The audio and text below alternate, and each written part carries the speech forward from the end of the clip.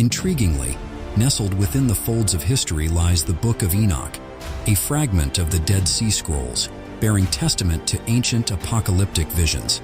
Its whispers echo through time, revealing insights into a figure enshrouded in mystery. Enoch, a name tethered to both Old and New Testaments, dances at the edges of official religious canons, a tantalizing enigma. To unravel the tapestry of Enoch's narrative, one must embark on a journey through the sacred texts of Christianity, where clues are scant and shadows linger. In the hushed verses of Genesis, Enoch emerges fleetingly, a son of Jared, tracing his lineage to the dawn of humanity, the third scion of Adam and Eve's progeny. Yet, Enoch's tale diverges from the mundane fabric of mortal existence, for he is cloaked in an otherworldly longevity, his years stretching to nearly 365, a testament to his ethereal nature. But the enigma deepens as Enoch's legacy extends beyond his own existence, his lineage intertwining with mythic proportions. Among his offspring stands Methuselah, a colossus of antiquity, said to have defied time itself, nearly reaching the age of a millennium. Thus, Enoch's story unfolds, a mosaic of wonder and mystery, inviting us to delve deeper into the annals of history and myth. The New Testament elaborates on the story of Enoch. The letter of the Hebrews highlights that Enoch was favored by God and taken to heaven because of his genuine faith. Its special meaning is that Enoch ascended to heaven without experiencing death. Here, the canonical biblical narrative of Enoch ends.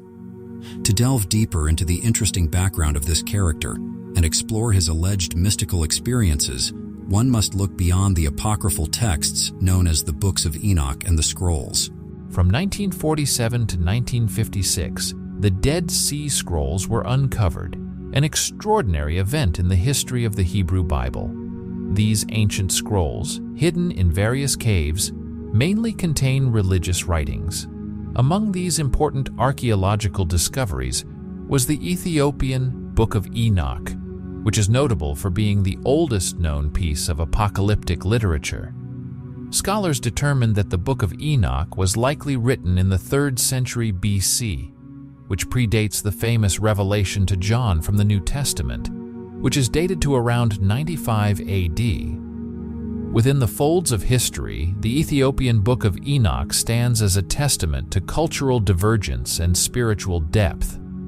Its designation as Ethiopian arises from its preservation in the ancient language of Ethiopia, a relic safeguarded by the Ethiopian Church, a bastion of unique tradition amidst the tapestry of global Christianity and Judaism. Herein lies a conundrum. While Enoch finds sanctuary within Ethiopian faith, he remains an outsider to mainstream religious canons. What secrets lie within these pages that render them too potent for universal acceptance? Could they harbor truths that challenge not only the foundations of faith but also our very perception of reality? The veil of mystery surrounding Enoch's ascent tantalizes the curious mind. While the Bible offers mere whispers of his journey to the heavens, the Ethiopian Book of Enoch beckons with promises of revelation. It is within these hallowed texts that Enoch's celestial odyssey unfolds in vivid detail, unveiling ancient mysteries and divine truths concealed from mortal gaze. Enoch's ascent, shrouded in celestial splendor, is a spectacle of cosmic proportions. As he ascends into the embrace of heaven, divine secrets are unveiled, illuminating the path to enlightenment. Through the lens of the Ethiopian Book of Enoch, we glimpse into the heart of eternity, where the sacred and the sublime converge in a symphony of divine revelation. Yet, with revelation comes ambiguity. The enigmatic nature of Enoch's journey raises questions that transcend the boundaries of faith, challenging us to confront the unknown with open minds and seeking hearts.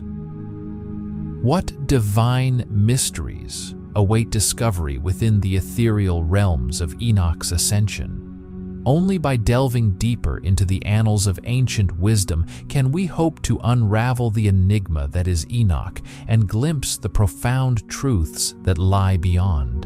Amidst the ancient scrolls lies the Book of the Watchers, a tome brimming with tales of celestial rebellion and divine retribution. Here, the angel Semyaza casts his lot with other ethereal beings, descending upon the earth with nefarious intent. Their aim, to entwine themselves with mortal women, birthing offspring of monstrous stature, the infamous giants, whose presence plunges the world into disarray, igniting the wrath of the Almighty. In response to this cosmic transgression, the heavens tremble as the divine hand casts forth the fallen angels from paradise, consigning them to the fiery depths of damnation. Yet divine justice demands more: the impending deluge, a cataclysmic flood to cleanse the earth of the giant's taint.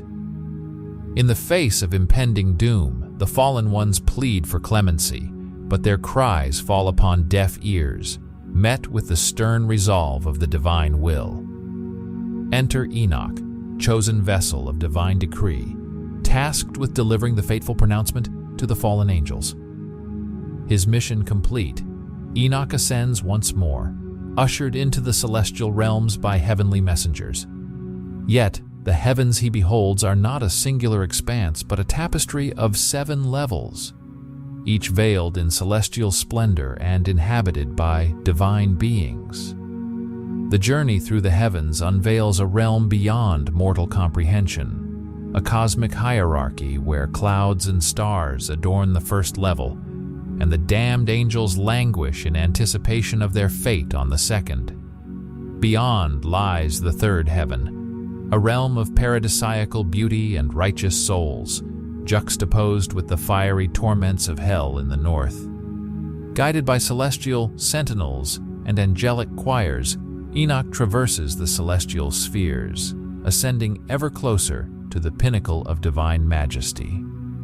At last, he stands before the throne of God, where the ineffable radiance of the Almighty reigns supreme, attended by the luminous presence of archangels. Here, amidst the apex of celestial glory, Enoch glimpses the boundless expanse of divine sovereignty, a testament to the unfathomable mysteries of the heavens. Enveloped in divine revelation, Enoch emerges as a scribe of celestial wisdom, entrusted with the sacred task of transcribing the Creator's words. In a mere 30 days, he pours forth a torrent of knowledge, penning 360 books that encapsulate the mysteries of creation and the cosmos. Armed with this celestial scripture, Enoch descends once more to the earthly realm, bequeathing the sacred texts to his progeny, a legacy of enlightenment and warning. His words resonate with urgency as he implores his sons to forsake sin and heed the impending cataclysm, a flood of divine wrath poised to purge the earth of the monstrous offspring of fallen angels. Through Enoch's guidance, his great-grandson Noah is forewarned, embarking on a journey of salvation as he constructs the ark to weather the impending storm. With his earthly mission fulfilled, Enoch ascends to the heavenly abode, welcomed into the embrace of celestial paradise. Yet, the legacy of his revelations remains shrouded in controversy, casting shadows upon the pristine fabric of religious orthodoxy. The removal of the Book of Enoch from the canonical scriptures speaks to a tumultuous era of religious scrutiny and doctrinal consolidation, where the boundaries of faith were fiercely guarded against perceived heresy. In the annals of history, the exclusion of Enoch's writings from the biblical canon stands as a testament to the complex interplay of divine revelation and human interpretation. As faith and reason intertwine, the quest for truth persists, guiding seekers through the labyrinth of sacred texts and theological discourse. And amidst the tapestry of faith, the enigmatic figure of Enoch endures, a beacon of divine wisdom illuminating the path to enlightenment. The history of the Bible's formation is a testament to the meticulous efforts of early Christian scholars to safeguard the integrity of their faith. Amidst the tumult of theological debate, the canonization process in the 4th century sought to establish a cohesive body of sacred texts, free from doctrinal deviation and heretical influence. It was a meticulous process, undertaken to fortify the foundations of Christian belief against the tides of skepticism and dissent. The removal of certain books, such as Enoch, from the canon reflects the stringent criteria applied by early church authorities to ensure doctrinal harmony and authenticity. While the decision may seem arbitrary to some, it was rooted in a desire to preserve the cohesive narrative of salvation history articulated across the accepted scriptures. Critics may raise concerns about the fallibility of human judgment in this process, questioning the potential for bias or oversight.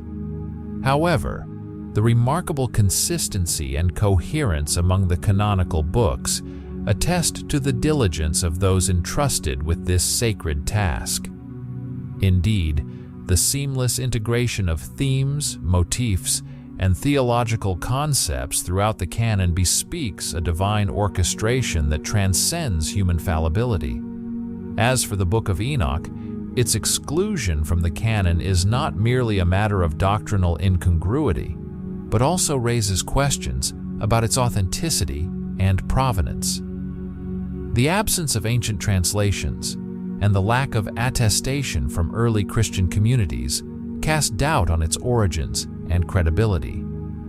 While fragments in Aramaic hint at its antiquity, the absence of widespread recognition or endorsement among first-century Christians raises skepticism regarding its status as scripture.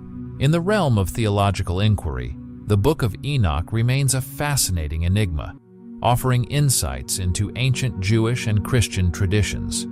However, its exclusion from the biblical canon underscores the rigorous standards applied by early church authorities to safeguard the integrity of the faith. Ultimately, the canonization process stands as a testament to the enduring vigilance of the Christian community in preserving the sacred deposit of divine revelation. The theory positing the Book of Enoch's removal from the Bible as part of a global conspiracy to suppress its purported revelations of ancient alien encounters is certainly an intriguing one. It dovetails with the burgeoning fascination with pre-astronautics, a field of inquiry exploring the possibility of extraterrestrial visitations in antiquity. This alternative interpretation of Enoch's writings offers a radical departure from traditional religious understandings, recasting biblical figures and events within the framework of interstellar contact. In this paradigm, the celestial beings described in Enoch's narrative are not divine emissaries, but extraterrestrial entities, their arrival on Earth interpreted as a series of alien abductions rather than divine interventions. The figure traditionally understood as God is reconceptualized as the leader of these extraterrestrial visitors, reshaping the narrative of Enoch's ascension as a classic case of alien abduction rather than a divine revelation. Such a reinterpretation raises intriguing questions about the nature of religious texts and the fluidity of interpretation. By reframing biblical narratives through the lens of pre-astronautics, proponents of this theory challenge conventional religious dogma and invite speculation about humanity's place in the cosmos. Moreover, the theory suggests a continued interest and observation by these extraterrestrial intelligences, with some proponents speculating on the possibility of future contact or intervention in human affairs. The perceived urgency of this intervention is often linked to contemporary concerns about humanity's technological prowess and the potential for self-destruction, a narrative that echoes themes of apocalyptic prophecy found in both religious and secular contexts. While the theory of ancient alien encounters embedded within the Book of Enoch remains speculative, It underscores the enduring allure of mystery and the human impulse to seek understanding in the unknown. Whether viewed through the lens of religious faith or extraterrestrial inquiry, the story of Enoch continues to captivate imaginations and provoke thought-provoking speculation about the nature of our existence and our place in the universe. Babylon, a name steeped in the annals of ancient history, conjures images of grandeur and majesty, a testament to human ingenuity and ambition. Yet, beneath its veneer of splendor lies a narrative of rise and fall, a saga of triumph and tragedy that has captivated the imaginations of scholars and storytellers for millennia. At its zenith, Babylon stood as the jewel in the crown of the Babylonian Empire, its towering ziggurats and bustling streets testament to its status as a thriving metropolis. Its origins shrouded in the mists of time, Babylon first emerges in the historical record during the reign of Sargon of Akkad, its name inscribed on clay tablets dating back to the 3rd millennium BCE. Situated along the fertile banks of the Euphrates River, Babylon flourished as a center of commerce, culture, and conquest, its influence stretching across the ancient Near East. The city's prosperity reached its apex during the reign of Nebuchadnezzar II, who transformed Babylon into a cosmopolitan capital adorned with architectural marvels such as the Hanging Gardens, counted among the 7 wonders of the ancient world. Under Nebuchadnezzar's rule, Babylon reached unprecedented heights of power and prestige, its population swelling to over 200,000 souls, a staggering figure by ancient standards. However, Babylon's golden age was not to last. The city's fate was inexorably tied to the ebb and flow of imperial ambition and geopolitical strife. As rival powers vied for supremacy in the region, Babylon became a prize coveted by conquerors and kings. In 539 BCE, the city fell to the Persian king Cyrus the Great, marking the end of Babylon's independence and the dawn of a new era of foreign rule. Over the centuries that followed, Babylon's fortunes waned as successive empires rose and fell, its once mighty walls crumbling beneath the weight of time and conquest. By the time of the Islamic conquests in the 7th century CE, Babylon had faded into obscurity, its name invoked in tales of bygone glory. Today, the remnants of Babylon stand as silent sentinels of a bygone era, their weathered stones bearing witness to the passage of millennia.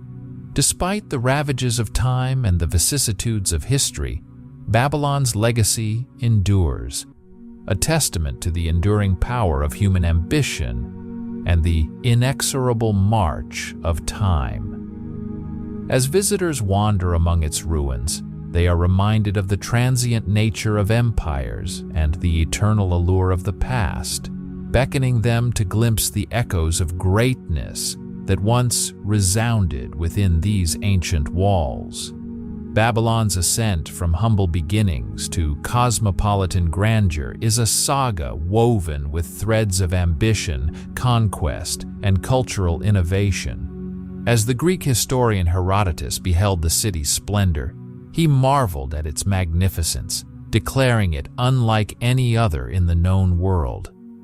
Yet, the seeds of Babylon's greatness were sown long before Herodotus's time, in the dawn of the 3rd millennium BCE.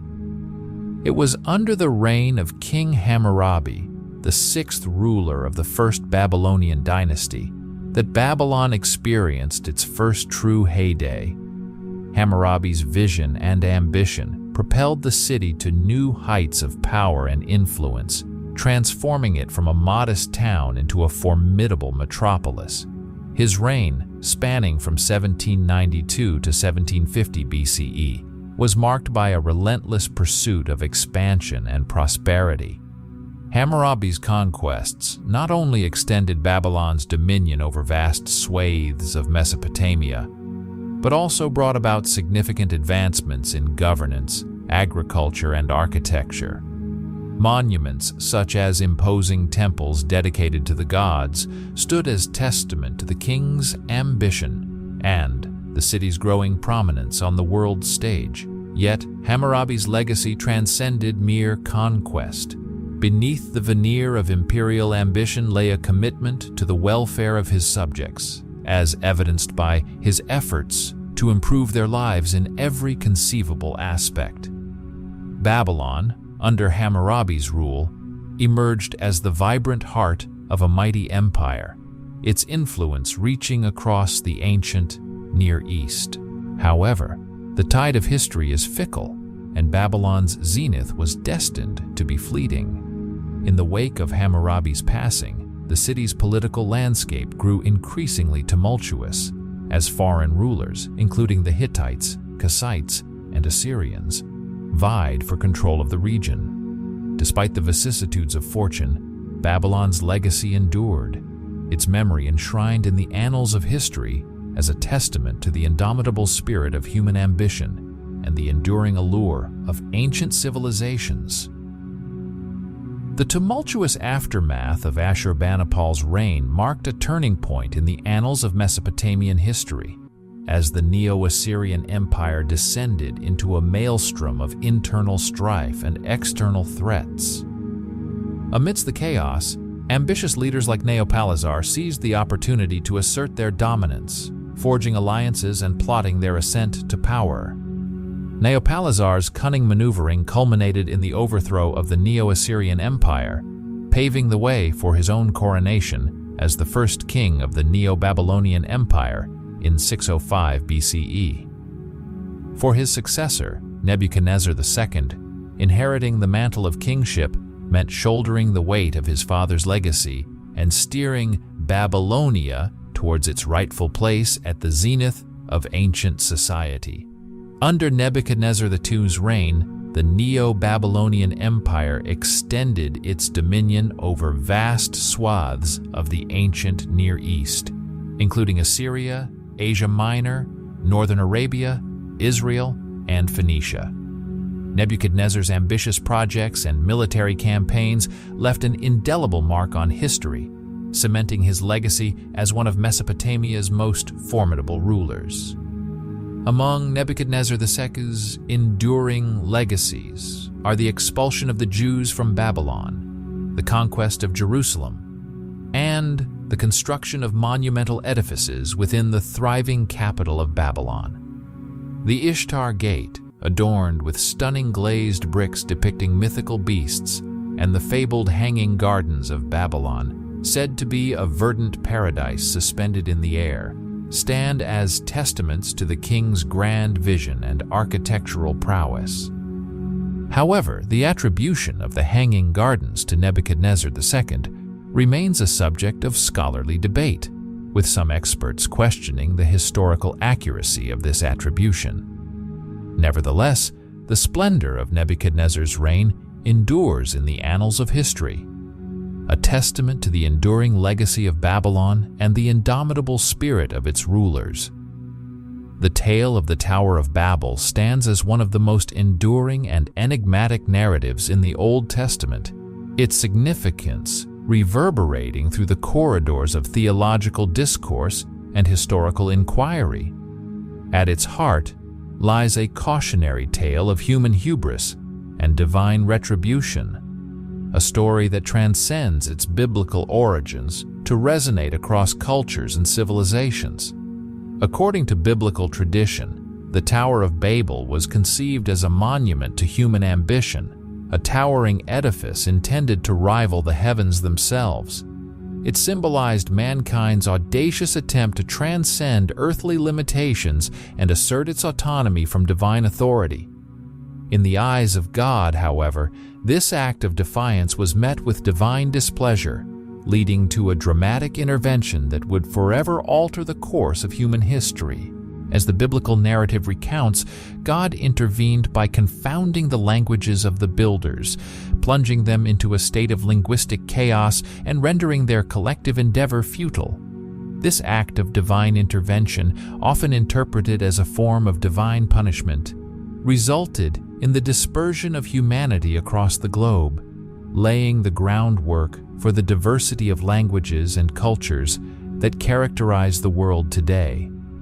From a theological perspective, the Tower of Babel serves as a cautionary tale against the perils of human pride and arrogance, reminding believers of the consequences of straying from divine guidance. It underscores the importance of humility and obedience in the face of divine authority, urging humanity to heed the lessons of the past and embrace a spirit of reverence and submission before God. Yet, beyond its theological implications, the story of the Tower of Babel resonates with universal themes of ambition, defiance, and the search for meaning in the human experience. Across cultures and civilizations, it serves as a potent symbol of the enduring struggle between the aspirations of humanity and the limits imposed by the divine order, a narrative that continues to captivate the imagination and inspire reflection on the nature of human existence. According to the story from the Old Testament, some scholars believe that the biblical tale corresponds to what is known as a tani, a type of ziggurat or stepped temple tower, the remnants of which were discovered in the early 20th century. The narrative explains that God caused each builder of the tower to suddenly speak a different language, leading to a breakdown in communication among them. This disruption made it impossible for the workers to continue their project. Following this event, the workers, along with their families who presumably spoke the same language, dispersed across the globe, spreading their languages among the indigenous populations. The Bible suggests that this is the origin of the world's diverse languages. Over time, these languages evolved and diversified into the multitude of languages spoken worldwide today. This event marks the inception of linguistic diversity, setting the stage for the emergence of many new languages in subsequent years. The decline of the Neo-Babylonian Empire following the reign of Nebuchadnezzar II marked a tumultuous period of instability and uncertainty, culminating in the reign of the last king, Nabonidus. Unlike his illustrious predecessor, Nabonidus struggled to maintain control over his fractious empire, his rule marked by political intrigue, religious upheaval, and prolonged absences from the capital. Nabonidus, of Assyrian descent, sought to revive ancient traditions and restore the cultural heritage of Assyria, the empire vanquished by Babylonian conquest.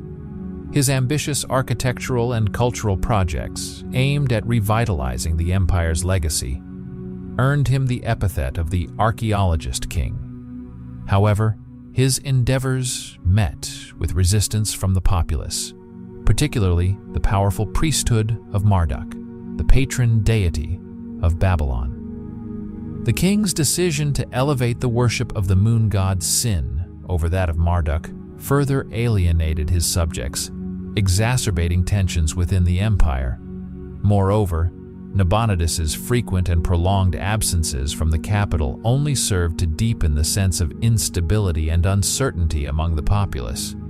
Speculation abounded regarding the reasons for his extended departures, with theories ranging from scholarly pursuits to illness to mental instability. Whatever the true cause, Nabonidus's prolonged absences left a power vacuum in the capital, allowing discontent to fester and chaos to reign unchecked.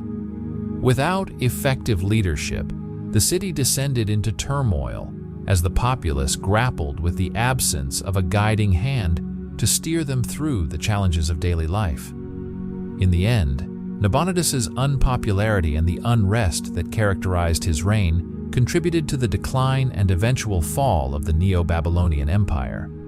His legacy, overshadowed by political intrigue and religious discord, serves as a cautionary tale of the perils of ineffective leadership and the fragile nature of imperial power.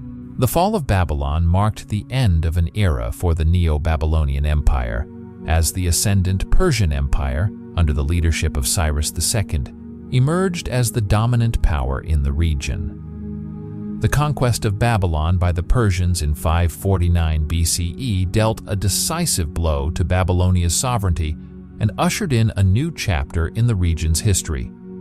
The precise circumstances surrounding Babylon's fall remain shrouded in ambiguity, with conflicting accounts offered by ancient historians such as Herodotus and Xenophon. While some sources describe Babylon succumbing to a prolonged siege, others suggest that the city capitulated to the superior forces of the Persians without significant resistance. Regardless of the manner of its conquest, Babylon's fall marked the beginning of a period of profound transformation for the region. Babylonia was incorporated into the vast Persian Empire as a strategically important province. Its cultural and administrative landscape reshaped under Persian rule. Under Persian dominion, Aramaic was designated as the official language of administration, supplanting Akkadian, though the latter continued to be used by scholars and scribes. The return of the Jews to their homeland, following their expulsion by Nebuchadnezzar II, represented a significant development, signaling a degree of religious and cultural tolerance under Persian rule. The incorporation of Babylonia into the Persian Empire brought about significant changes in governance, language, and cultural practices, laying the foundation for a new era in the region's history. As Babylon faded from prominence, its legacy endured in the annals of history, a testament to the ebb and flow of imperial power and the enduring resilience of ancient civilizations. The Old Testament account of Nebuchadnezzar II's dream, as interpreted by the prophet Daniel, serves as a poignant allegory for the rise and fall of empires throughout history. The image of the statue, representing successive kingdoms, foretells the inevitable demise of Babylon and its eventual replacement by subsequent powers ordained by God. Following the fall of Babylon to the Persians, the region underwent a period of cultural and scientific flourishing, serving as a hub for diverse scholars and researchers from around the world. The contributions of Babylonian astronomers, who calculated the solar year and created the first horoscope in history, underscore the intellectual vibrancy of the era. The subsequent conquest of Babylonia by Alexander the Great and the Hellenistic period that followed witnessed the fusion of Greek and Babylonian cultural traditions, enriching the cultural tapestry of the region. However, the death of Alexander and the subsequent power struggles among his successors plunged the region into turmoil, leading to raids and devastation. The eventual ascendancy of the Parthians marked the end of Babylon's historical trajectory as a center of power and influence. The city, once a symbol of grandeur and splendor, faded into obscurity, its legacy preserved in the annals of history. In the New Testament, the concept of the Antichrist is associated with eschatological beliefs about the end times, while the term Antichrist is sparingly used in the epistles of John. It has become a focal point of Christian theology regarding the prophesied figure who will challenge the teachings of Jesus Christ and deceive believers. Overall, the historical trajectory of Babylon, from its rise to prominence to its eventual decline, offers a rich tapestry of cultural, political, and religious significance, reflecting the cyclical nature of human history and the enduring legacy of ancient civilizations. The concept of the Antichrist, while primarily associated with the letters of John in the New Testament, finds resonance in the teachings of Jesus as well. In the Gospels, Jesus warns his disciples about false prophets and false messiahs who will arise to deceive believers. These false teachers, claiming divine authority, will perform signs and wonders to mislead the faithful. While the term Antichrist may not be explicitly mentioned in the Gospels, the idea of individuals or groups opposing Christ's teachings and spreading falsehoods aligns with the broader theological understanding of the Antichrist. These adversaries, driven by nefarious motives, seek to undermine the truth of Jesus' identity as the Son of God. The portrayal of the Antichrist varies within Christian theology, with interpretations ranging from a singular demonic figure to a collective representation of false prophets and teachings. The emergence of many antichrists, as mentioned in the first letter of John, suggests a proliferation of falsehoods and challenges to the Christian faith in the last hour. In the apocalyptic imagery of the book of Revelation, attributed to John, the end times are depicted in vivid and dramatic detail. The opening of the 7 seals unleashes catastrophic events, symbolizing the upheaval and chaos that will precede the final judgment. The imagery of the apocalypse serves as a powerful reminder of the ultimate triumph of good over evil and the promise of redemption for believers. While interpretations of the Antichrist and the end times may vary among Christian denominations, the overarching message remains one of vigilance, faithfulness, and hope in the face of adversity. As believers navigate the complexities of the world, they are called to remain steadfast in their commitment to Christ and to discern truth from deception. The vivid imagery of the book of Revelation paints a dramatic picture of the final battle between good and evil, culminating in the defeat of Satan, the Antichrist, and their followers by the forces of God. The unfolding events, from the 4 horsemen of the apocalypse to the blowing of the 7 trumpets, symbolize divine judgment and the impending cataclysmic events that will precede the end times. The figures of the dragon, identified with Satan, and the second beast, often associated with the Antichrist, represent the embodiment of evil forces that seek to deceive and lead humanity astray from the path of righteousness. The symbolism of 66, known as the number of the beast, carries deep significance, often interpreted as a mark of Satanism and deception. In the eschatological narrative of Revelation, the ultimate victory belongs to God and his faithful followers, who overcome the forces of darkness and usher in a new era of divine justice and redemption. The final judgment, where each individual is held accountable for their deeds, underscores the importance of moral accountability and spiritual discernment. Throughout Christian history, the figure of the Antichrist has captured the imagination of believers, serving as a symbolic representation of the enduring struggle between good and evil. While interpretations of the Antichrist may vary, the underlying message remains one of faithfulness to God and vigilance against deception and false teachings. As Christians reflect on the trail of the Antichrist over the centuries, they are reminded of the enduring power of faith and the promise of salvation in the face of adversity. In the grand narrative of redemption, the defeat of the Antichrist paves the way for the establishment of God's kingdom on earth and the fulfillment of divine prophecy. The concept of the Antichrist has been a subject of fascination and speculation throughout history, with various figures and events being interpreted as manifestations of this apocalyptic figure.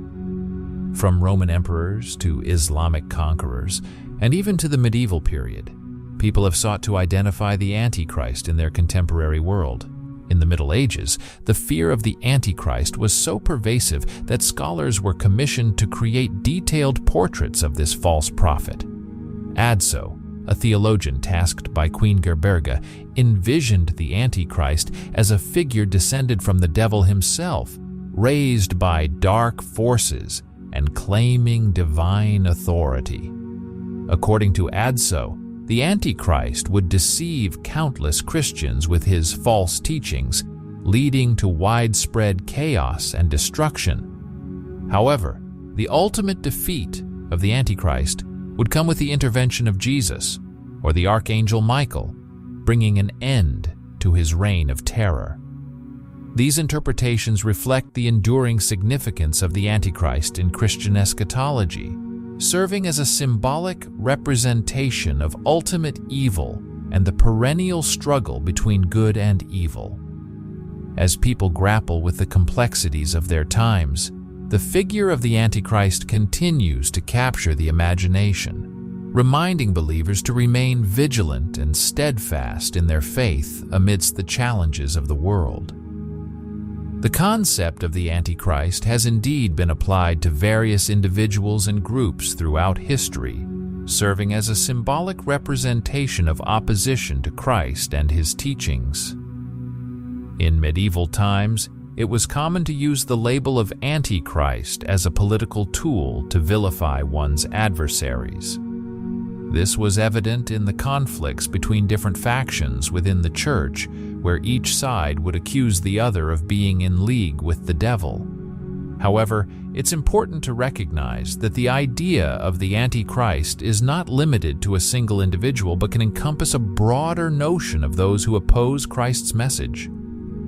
This interpretation aligns with the biblical texts, which portray the Antichrist as a symbol of spiritual deception and apostasy rather than a specific person. Indeed, the word Antichrist itself suggests opposition to Christ, implying that anyone who rejects or opposes Christ's teachings could be considered an Antichrist in a symbolic sense. This broader understanding allows for a more nuanced interpretation of the concept, recognizing that the struggle between good and evil extends beyond individual figures to encompass larger ideological conflicts and spiritual battles. Nestled within the ancient texts of 1 John chapter 4, a stark warning echoes through the ages. Beloved, beware not just of shadows, but of the spirits themselves. Question their allegiance, for not all are emissaries of the divine. Countless false prophets have weaved their way into the fabric of our reality. To discern the true Spirit of God, know this: any spirit that recognizes Jesus Christ, who walked among us in the flesh, is aligned with the divine. Conversely, any spirit that denies him heralds from darker realms. This scripture not only speaks of the deceptive allure of false prophets, but aligns them with the Antichrist, a concept not confined to a single form, but an omnipresent spirit, elusive and manifold, twisting through human history, often unrecognized, always sinister. This spirit, contrary to the divine, emerges from the depths, an infernal echo of the devil's will. Chillingly, the scripture confirms an unsettling truth. The spirit of the Antichrist, forewarned to be approaching, already permeates our world. This revelation casts a shadow over our understanding of history and the present, hinting that the Antichrist has woven itself into the very tapestry of human affairs. This entity, synonymous with deception and betrayal, has appeared in many guises throughout history.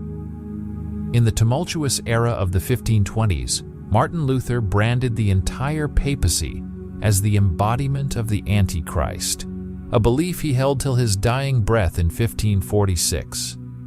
As we navigate the twists of time, the figure of the Antichrist remains a constant, morphing with the ages yet ever present. Now, let us turn back the pages to the dawn of the 20th century, where yet another chapter in the saga of deceit and revelation awaits.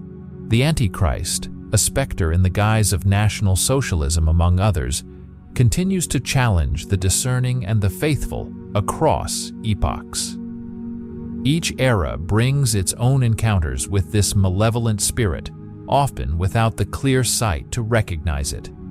It is well documented that the brutal clashes of the First World War, which spanned from 1914 to 1918, marked a terrifying leap in technological warfare and mass slaughter. Yet, amidst this modern carnage, an ancient motif persisted, as each side vilified their opponents, branding them descendants of the devil. With the war's conclusion, this dark imagery found a sinister rebirth in anti-Semitic propaganda. The Nazis, infamously, cast the Jewish people as the embodiment of ultimate evil, an evil that must be eradicated at any cost.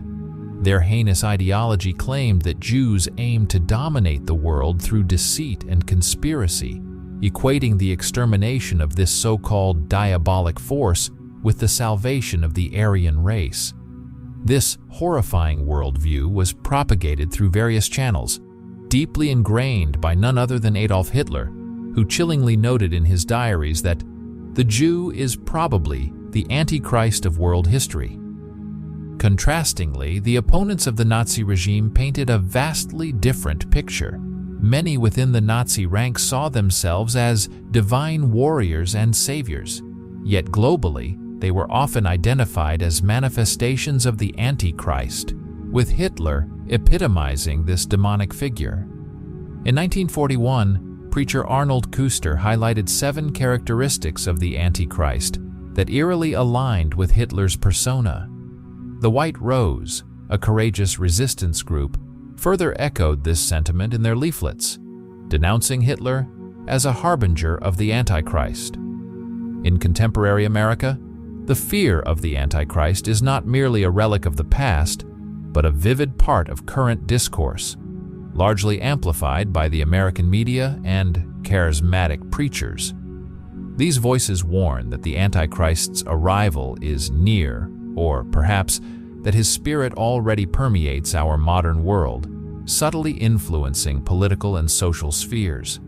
They point to the erosion of national borders, the rise of surveillance, cashless economies, and data-driven societies as precursors to a global government under the Antichrist. In a dystopian vision of the future, they fear the widespread implementation of microchips capable of controlling human thoughts. Technologies that, in their eyes, could pave the way for a sinister new world order. These modern iterations of the Antichrist narrative intertwine with the threads of contemporary conspiracy theories, painting a chilling portrait of a world on the precipice of profound and possibly perilous transformation.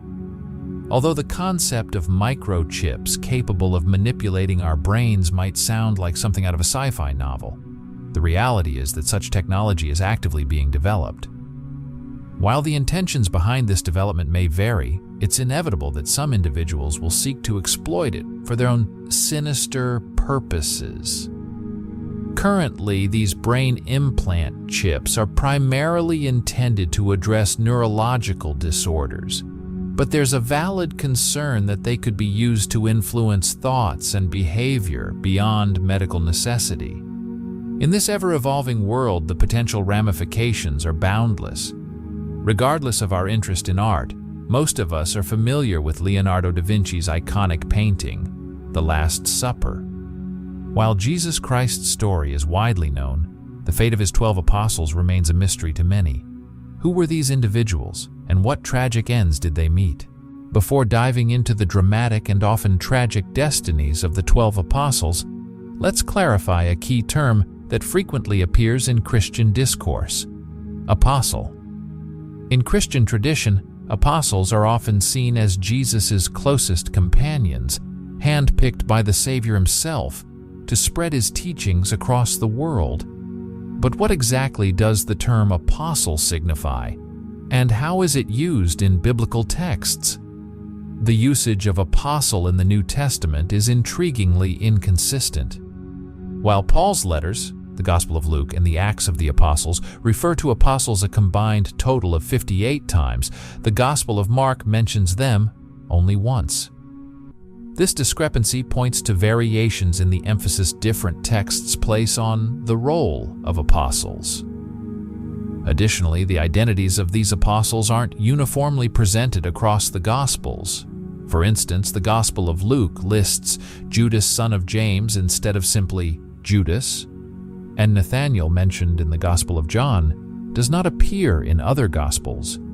The commonly recognized roster of the 12 apostles typically includes Simon Peter, his brother Andrew, James the elder, John, whom Jesus especially loved, Philip, Bartholomew, Thomas, Matthew, James, son of Alphaeus, Judas Thaddeus, Simon the Zealot, and Judas Iscariot.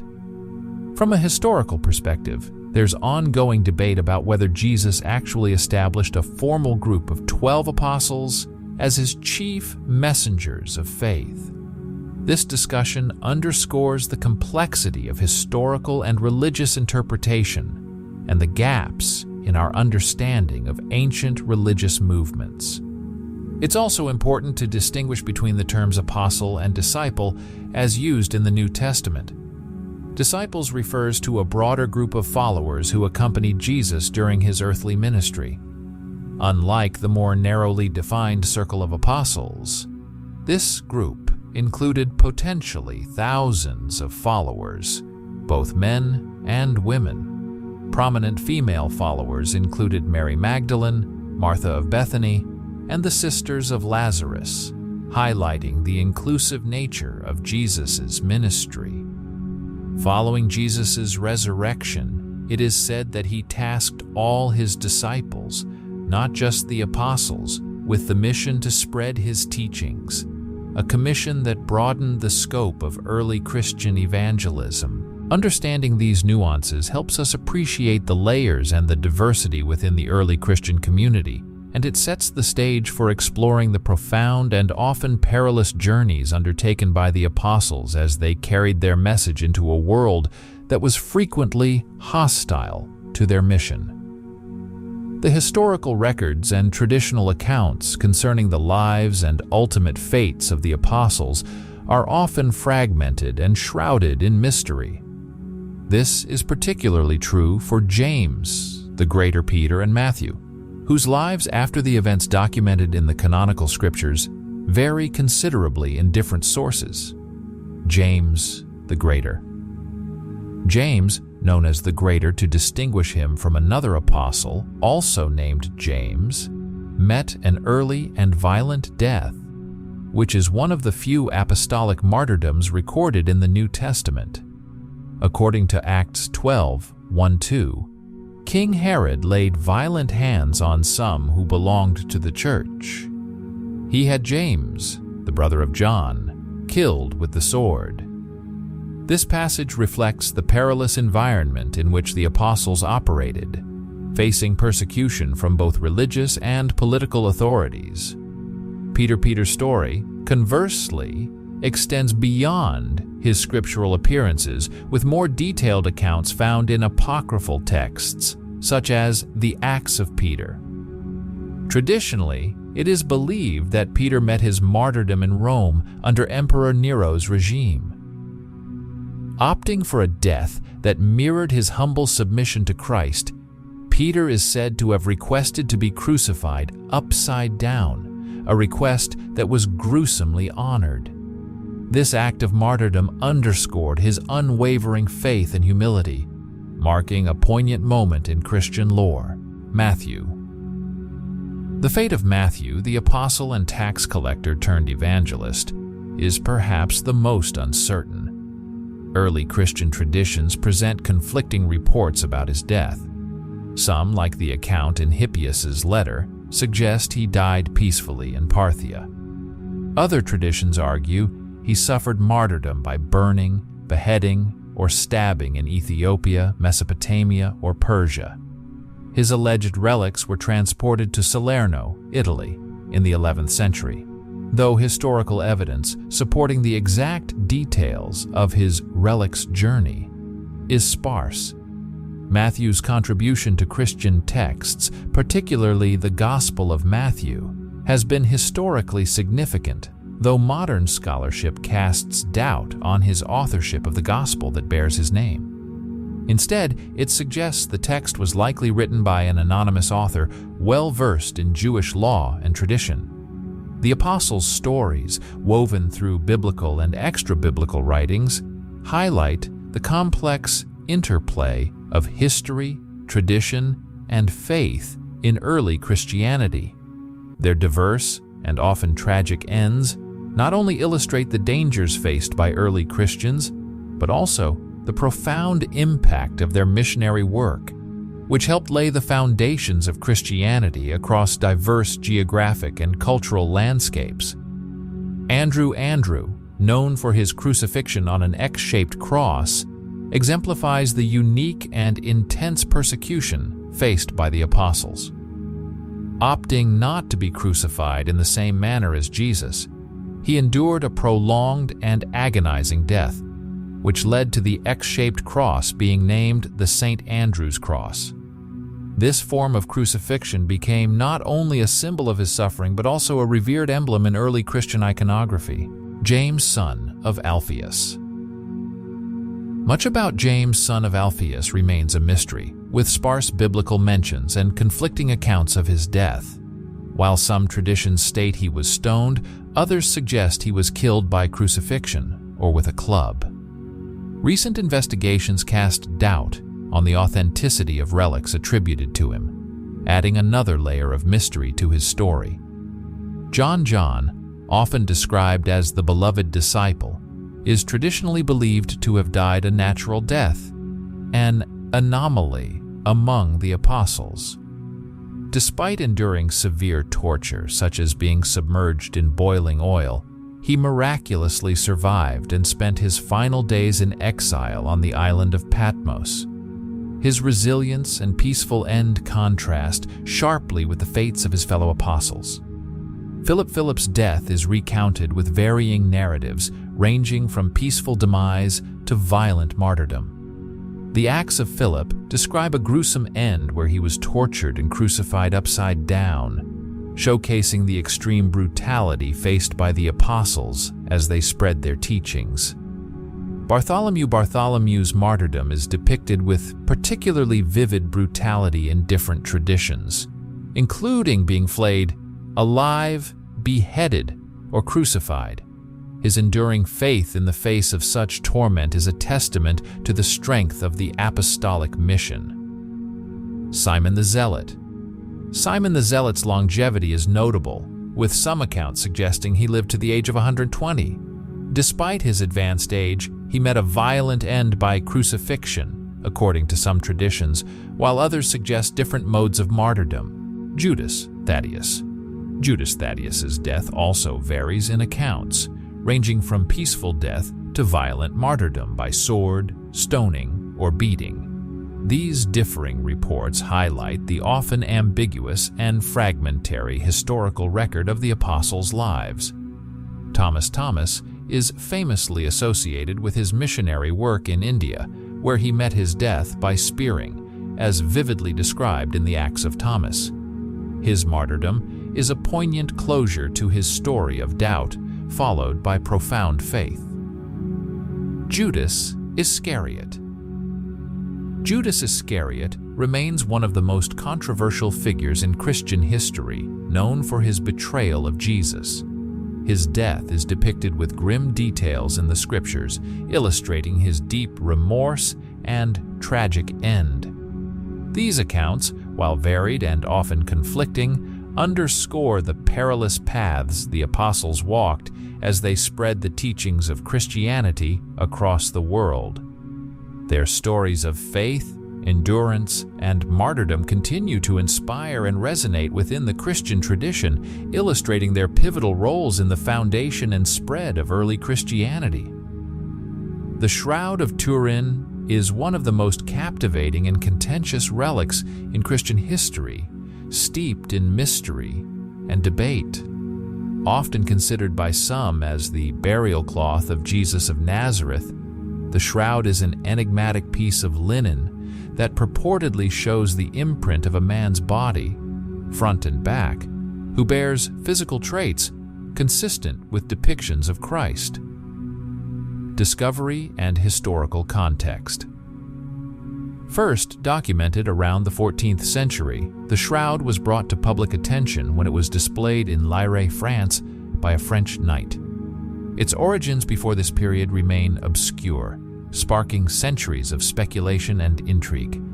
It became more widely known after being moved to Turin, Italy, in 1578, where it has remained ever since. Physical description.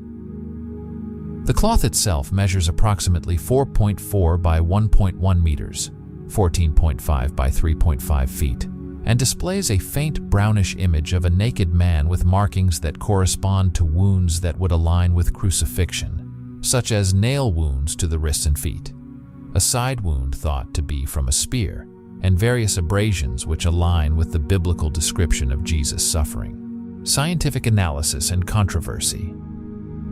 The authenticity of the Shroud of Turin has been rigorously tested with modern scientific techniques, leading to conflicting interpretations. In the 1970s, initial examinations suggested that the cloth's weave and sewing techniques were consistent with ancient textiles from the 1st century, aligning with those that might have been used in the biblical region of Judea. However, the most significant challenge to the shroud's authenticity came with radiocarbon dating tests conducted in 1988. These tests, performed by 3 independent laboratories, dated the cloth to the period between 1260 and 1390 AD, suggesting it was not old enough to have been the burial cloth of Jesus. This conclusion was supported by the detection of pigments and paint on the shroud, indicating that at least some elements of the image could be artistic rather than genuine bloodstains. Cultural impact. Despite scientific skepticism, the Shroud of Turin continues to hold a significant place in Christian devotion and is revered by many as a holy relic. It attracts thousands of pilgrims and curious visitors, especially during rare public exhibitions. For believers, the shroud is seen not only as a tangible link to Jesus, but also as a symbol of his suffering and resurrection. Conclusion. The debate over the Shroud of Turin encapsulates a broader dialogue between faith and science. While the scientific community may lean towards skepticism about its authenticity, the shroud remains a powerful object of veneration and a focal point for discussion and investigation. Its origin, method of image formation, and history continue to provoke fascination and awe, making it a unique artifact in the study of religion, history, and science. Whether as a medieval artwork or a genuine burial cloth, the Shroud of Turin's mystery continues to inspire and challenge the curious across the world. Dead Sea Scrolls. Between 1947 and 1956, fragments of scrolls were discovered in a cave system in the West Bank, totaling 850 scrolls known as the Dead Sea Scrolls. Predominantly dating back to biblical times, these scrolls contain historical and narrative content pertaining to biblical events. While most are in Hebrew, some are in Greek and Aramaic, dating between 250 BC and 70 AD. Interestingly, certain scrolls reference religions beyond Christianity. Despite minor textual variations, the overarching narratives align with modern Bibles, highlighting potential editorial influences throughout history. This underscores the need for critical examination, particularly of widely used translations like the King James Version. The significance lies in affirming long-standing biblical accounts while also cautioning against potential biases in historical interpretations. The story of Noah's flood, one of the most compelling narratives in the Bible, has intrigued theologians, historians, and scientists for centuries. This tale of divine judgment and redemption through Noah's obedience captures both the imagination and the spirit of inquiry, blending myth, history, and symbolism into a rich tapestry of interpretation. The biblical account of the flood. In Genesis, the story outlines that God, dismayed by the wickedness of humanity, decides to cleanse the earth with a deluge. Noah is chosen due to his righteousness and instructed to build an ark that would house his family and representatives of all living creatures to preserve life through the flood. According to the scriptures, for 40 days the flood kept coming on the earth, and as the waters increased, they lifted the ark high above the earth. Genesis 7:17. The narrative not only speaks to the themes of destruction and rebirth, but also sets a foundational myth for many cultures regarding divine justice and human responsibility, historical and scientific perspectives. While traditionally viewed as a symbolic story, recent decades have seen a surge in attempts to find a historical basis for the flood. Geologists and archaeologists have proposed that great floods did occur in ancient times, possibly influenced by rising sea levels or catastrophic events such as the bursting of glacial lakes. For example, the Black Sea deluge hypothesis suggests that a massive flooding of the Black Sea by Mediterranean waters might have been a basis for the flood myths found in several cultures, including the biblical narrative.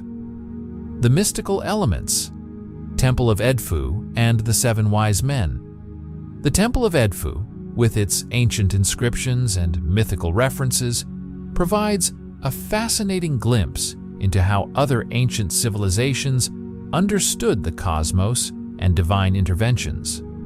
The temple's texts, which may date as far back as between 237 and 57 BC, contain allusions to cosmic beginnings and divine wisdom. These inscriptions offer insights into the Egyptian understanding of world cycles, including potential allegories to natural disasters like floods. The reference to the seven wise men in various ancient texts, including those found in the Temple of Edfu, is intriguing. In Egyptian lore, these figures often appear as demigods or sage architects who possessed profound knowledge of the divine laws and cosmic order, tasked with guiding civilization through transitions or cataclysms. This motif of a small group preserving sacred knowledge and aiding in civilization's rebirth post-catastrophe mirrors the biblical story of Noah and his family rebuilding human society. The connection to pyramids and Thoth. The linkage of the seven wise men to the construction of the pyramids and their association with Thoth, the Egyptian deity of wisdom and the moon, deepens the mythic resonances of these tales. Thoth, as a mediator between the divine and the mortal, and a record keeper of the universe, symbolizes the transmission of sacred knowledge, much like Noah's role in preserving life and moral law through the flood. Conclusion. The story of Noah's flood, while rooted in biblical tradition, resonates across various cultures and disciplines. Whether viewed through the lens of faith, history, or myth, it continues to evoke a sense of awe and reflection on the forces of nature and the resilience of life.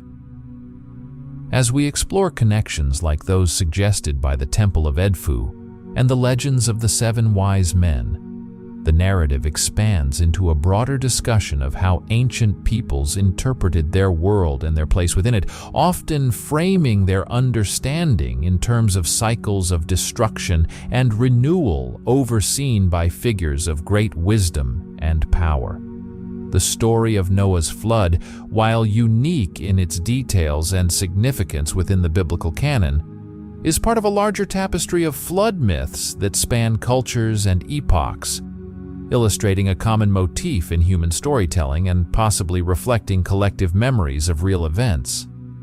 These narratives, found in a range of ancient civilizations, from the Mesopotamians to the Greeks, suggest a shared human experience that transcends individual cultural boundaries. The Gilgamesh Flood. One of the most striking parallels to the biblical flood story is found in the Epic of Gilgamesh, a cornerstone of ancient Mesopotamian literature. Discovered by Austin Henry Layard in the mid-19th century among 25,000 clay tablets in Assyria, the epic's flood narrative came to light significantly later, deciphered by George Smith in 1872. This story involves the hero Gilgamesh, who meets Utanapishti, also known as Utnapishtim, a character very similar to the biblical Noah. Utanapishti relates how he built a ship, saved his family and animals from a catastrophic flood, and was subsequently granted immortality by the gods, a story bearing remarkable similarities to Genesis. The Ark of Ziusudra. Another ancient version of the flood myth is found in the tale of Ziusudra, known from Sumerian mythology. This narrative predates the Gilgamesh epic and introduces Ziusudra, who, like Noah and Utanapishti, is forewarned by a god, in this case Enki, about an impending deluge meant to destroy mankind. Instructed to build a large boat from his dismantled home, Ziusudra faithfully complies without alerting his fellow humans to their fate. After surviving the flood, Ziusudra, like his mythological counterparts, is rewarded by the gods and granted a place among them, highlighting themes of obedience, divine judgment, and redemption. Cultural and historical significance. The recurrence of flood myths in various ancient cultures may point to historical events that left a significant impact on human memory, perhaps massive local floods or a significant rise in sea levels. These stories may have been used to explain such cataclysmic events and to instill moral lessons about divine justice and human hubris. Moreover, the similarities across these tales, particularly those involving a chosen survivor, a divine warning to build an ark, and the subsequent renewal of life on Earth, suggest not only possible cultural exchanges, but also a profound existential question that these narratives wrestle with. How does humanity cope with the potential for sudden, world-altering catastrophes? Conclusion. The exploration of flood myths like those of Gilgamesh, Noah, and Ziusudra not only enriches our understanding of ancient literature and religion, but also offers insights into how humans across the globe have made sense of natural disasters through storytelling. These myths, while rooted in their respective cultural contexts, reflect universal concerns about human morality, divine intent, and the fragile supremacy of human civilization in the face of nature's overwhelming power. The widespread presence of flood narratives across diverse cultures and continents hints at a deeply rooted human fascination with cataclysms, particularly floods, that may have shaped our ancestors' environments and their stories. This global storytelling phenomenon raises significant questions about the origins of these myths and the events that might have inspired them. Universal themes in global flood myths. Flood myths are pervasive in human culture, spanning from the Epic of Gilgamesh in Mesopotamia to the stories of Manu in Hinduism, and from tales recounted by the Australian Aborigines to those found in ancient Chinese texts. This universality suggests that these stories may be more than mere myths. They could be based on actual historical events that were so impactful they seared into the collective memory of multiple civilizations, passed down through generations, and adapted to local cultural and religious contexts. Scientific theories of a historical deluge. The theories about the origins of these widespread flood narratives often point to real and dramatic natural events. For instance, the end of the Ice Age around 10,000 BC brought with it dramatic changes to the Earth's landscapes and ecosystems. Melting ice caps led to significant rises in sea levels, events that could easily have inspired legends of great floods. The Black Sea Deluge hypothesis is one such example, proposing that a massive flooding event occurred when rising sea levels caused the Mediterranean Sea to breach through what is now the Bosporus, turning the freshwater Black Sea basin into a saltwater sea. The extraterrestrial hypothesis.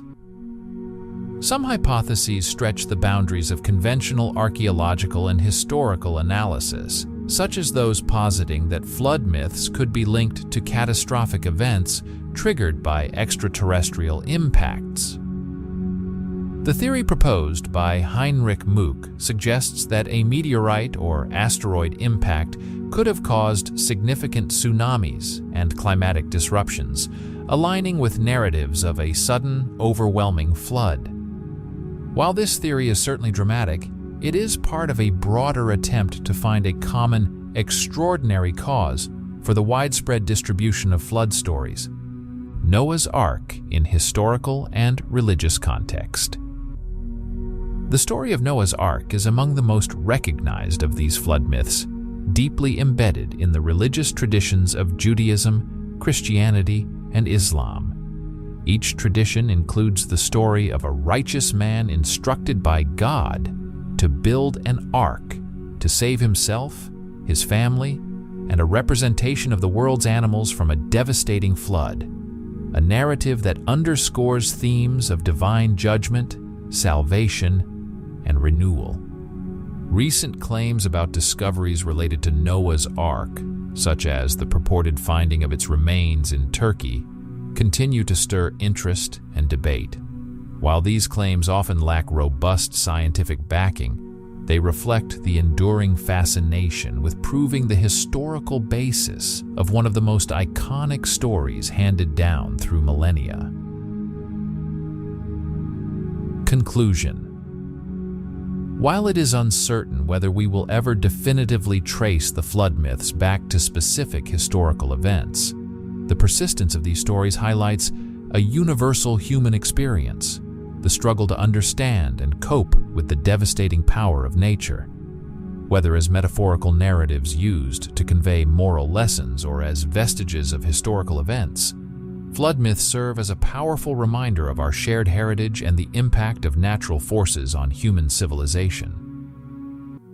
The claimed discovery of Noah's Ark in the mountains of Ararat by a team of Chinese researchers and Noah's Ark Ministries International in 2010 has generated a great deal of excitement as well as skepticism. The announcement that remnants of what could potentially be Noah's Ark being found at an altitude of approximately 4,000 meters, coupled with claims of the wood dating back roughly 4,800 years, aligns intriguingly with the biblical timeline provided in the book of Genesis. Analyzing the claim's material evidence, the discovery includes fragments of cypress wood and pieces of rope, materials that the biblical text specifies were used in the construction of Noah's Ark. The structure supposedly found also features compartments that resemble animal stables, suggesting a design that could house various species, ostensibly in pairs. Authenticity concerns. However, several red flags have been raised regarding the authenticity of these findings. Critics argue that the probability of wood surviving for nearly 5 millennia, especially above the tree line where conditions are harsh and unsuitable for the preservation of organic material, is exceedingly low. Moreover, the sensational nature of the claims and the lack of peer-reviewed scientific backing casts further doubt. Possible hoax. The suggestion that a local guide might have staged the discovery by hauling wood up the mountain and aging it artificially to create a tourist attraction is a serious accusation that undermines the credibility of the findings. Such a hoax, while not unprecedented in the realm of supposed archaeological discoveries, would need substantial investigation to confirm. Geophysical improbability. Scientifically, the possibility that the Ark could have landed at such a high altitude is contested by experts who point out that even in the most extreme flood scenarios, water covering the Earth to that altitude would be geophysically impossible, given the current volume of water in Earth's hydrosphere. Broader context. This discovery, whether ultimately proved true or false, taps into a wider human curiosity about ancient narratives and their potential bases in historical events. Flood myths, as discussed earlier, appear in numerous cultures worldwide, and they often reflect a collective memory of historical natural disasters, perhaps exaggerated or mythologized over generations. Conclusion: the discovery in the mountains of Ararat stirs a complex discussion that spans archaeology, theology, geography, and ethics. It prompts us to question how we evaluate historical and religious claims, the role of scientific evidence in verifying such claims, and the impact of potential hoaxes on genuine research and public perception. In the realm of biblical archaeology and the study of ancient myths, the lines between fact and faith are frequently blurred. As such, each claimed discovery like this one invites both believers and skeptics to reflect on the nature of evidence and the roots of our most enduring stories. Whether or not one believes in the biblical account of the flood, this case serves as a fascinating instance of how ancient narratives continue to influence and inspire modern exploration and debate.